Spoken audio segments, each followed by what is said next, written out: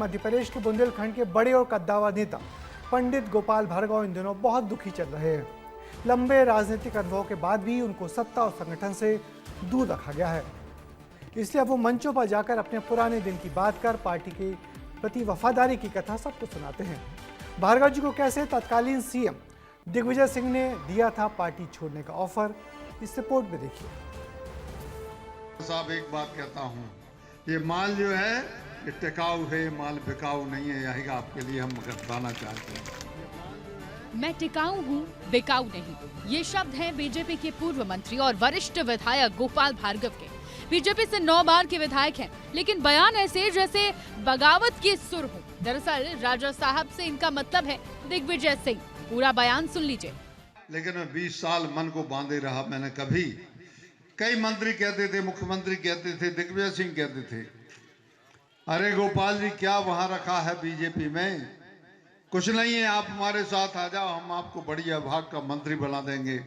मैंने कहा राजा साहब एक बात कहता हूँ, ये माल जो है ये टिकाऊ है, माल बिकाऊ नहीं है, यही आपके लिए हम बताना चाहते हैं। भार्गव सागर में एक कार्यक्रम में गए थे, जहां एक बार फिर उनका दर्द छलक उठा। अब जब गोपाल भार्गव ने अपने बयानों में नाम लिया दिग्विजय सिंह का, तो सियासी गलियारों में चर्चा का बाजार एक बार फिर गर्म हो गया।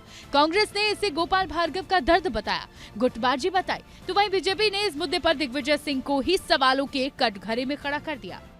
दिग्विजय सिंह जी की जोड़ तोड़ की राजनीति रही है और हमेशा खरीद फरोख्त की राजनीति करते हैं, उसको गोपाल भार्गव जी ने उजागर किया है। लेकिन दिग्विजय सिंह जैसे नेताओं को ये समझना पड़ेगा कि कांग्रेस की रीति नीति हो सकती है बिकाऊ, भारतीय जनता पार्टी की रीति नीति में बड़ा हुआ नेता समर्पित नेता होता है। भारतीय जनता पार्टी में भारतीय जनता पार्टी के पुराने लोग खुश नहीं है। उसके पीछे यह है कि बिकाऊ पर भरोसा कर रही भारतीय जनता पार्टी, टिकाऊ कहीं ना कहीं पीछे हो गए। सियासत हो रही है, लेकिन ये पहली बार नहीं जब गोपाल भार्गव ने भरे मंच से ऐसा बयान दिया हो। 3 फरवरी को भी उन्होंने बयान देते हुए खुद को खटकने वाला बताया।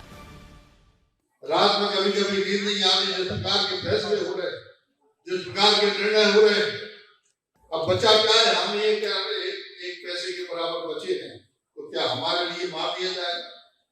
क्या हम ही खटक रहे हैं सबकी नजरों में? उस वक्त भी सियासत गरमाई थी और कांग्रेस ने उनकी नाराजगी के पीछे की वजह उनके पद को बताया था। दरअसल गोपाल भार्गव, उमा भारती, बाबूलाल गौर से लेकर तो शिवराज सिंह चौहान के मंत्रिमंडल में कई विभागों के मंत्री रह चुके हैं।